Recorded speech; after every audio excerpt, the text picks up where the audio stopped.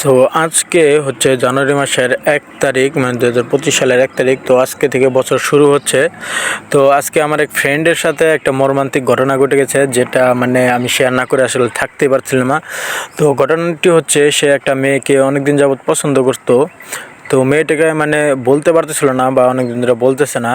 তো মেয়েটাও মানে ব্যবসায় বোঝা যায় যে ওরে পছন্দ করে, বাট ও তারে পছন্দ করে, কিন্তু অনেকদিন ধরে বলা হচ্ছে না। তো আমার ফ্রেন্ড চিন্তা করলো যে আজকে যেহেতু 25 সাল, মানে 2025 সালে আজকে জানুয়ারি মাসের 1 তারিখ, তো আজকে যদি প্রপোজটা করে ফেলে তাহলে হয়তো বা সেটা একটা রেকর্ড হয়ে থাকবে।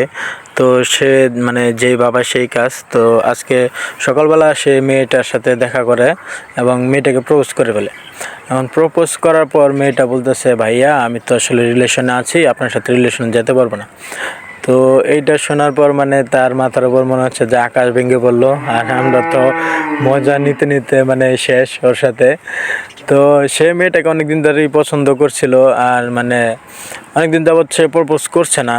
তো এইভাবেই মানে সম্পর্কটা ঝুলেছিল। তো আজকে হঠাৎ করে সে মানে কি মনে করে 2025 সালে রেকর্ড করতে গিয়ে মানে আজকে 1 তারিখ যদি রিলেশন হয়ে যায় তাহলে মানে স্মরণীয় একটা দিন হয়ে থাকবে।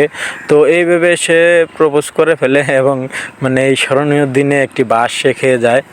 তো যাই হোক, তার জন্য মানে এক বালতি সমবেদনা। আর হ্যাঁ, অবশ্যই এই বিশেষ দিনে যদি তোমাদের সাথে কারোর সাথে এরকম বিশেষ কোনো কিছু ঘটে থাকে তাহলে অবশ্যই কমেন্ট করে জানাও।